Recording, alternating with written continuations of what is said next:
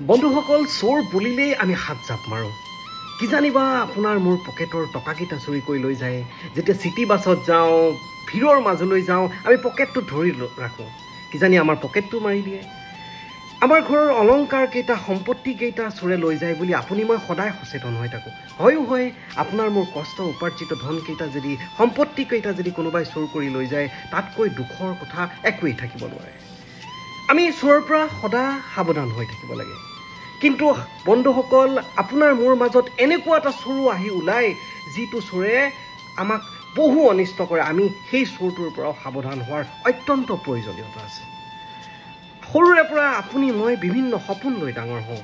আমাৰ জীৱনৰ লক্ষ্য এইটো হ'ব, আপুনি মই এইটো কাম কৰিম, আমি এনেদৰে টকা ঘটিম, আমি জীৱনটোক এইটো কাম কৰি সফল কৰিম। আমি বিভিন্ন পৰিকল্পনাৰে, বিভিন্ন সপোনেৰে জীৱনটোক আগুৱাই লৈ যাওঁ আৰু সপোন দেখোঁ জীৱনটো সুন্দৰ কৰি লৈ যোৱাৰ।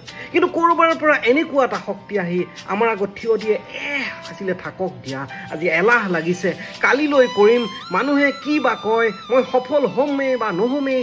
এই চিন্তাবোৰ আহি আপোনাৰ মোৰ সপোনবোৰক, আপোনাৰ মোৰ আশাবোৰক, আপোনাৰ মোৰ পৰিকল্পনাবোৰক ক'ৰবালৈ চুৰ কৰি লৈ যায়, আপোনাৰ মোৰ পৰা আঁতৰি লৈ যায়। আমি আমাৰ জীৱনৰ লক্ষ্যৰ পৰা, আমাৰ জীৱনৰ হেঁপাহৰ পৰা, আমাৰ জীৱনৰ চিন্তাবোৰৰ পৰা পৃথক হৈ আমি বেলেগ ৰাস্তাৰে গতি কৰিবলৈ বিভিন্ন সময়ত আমি নিজকে প্ৰস্তুত কৰি দিওঁ।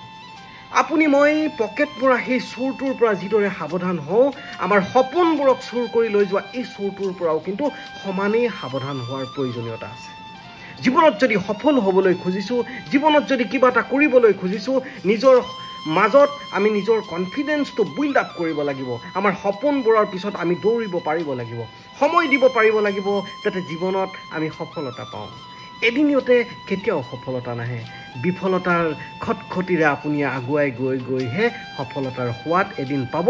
আপুনি সপোন খেদি ফুৰা আপোনাৰ এই ধুনীয়া মনৰ মানুহটোৰ এই চিন্তাবোৰক চুৰ কৰি লৈ যোৱা আপোনাৰ এই চোৰটোৰ পৰাহে বেছি সাৱধান হ'ব লাগিব।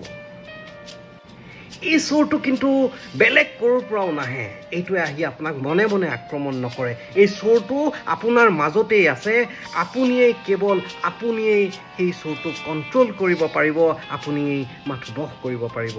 আৰু দেখিব সফলতা, আপোনাৰ আনন্দ, আপোনাৰ সুখবোৰ নিজেই আপোনাৰ মাজলৈ দৌৰি আহিব। ধন্যবাদ।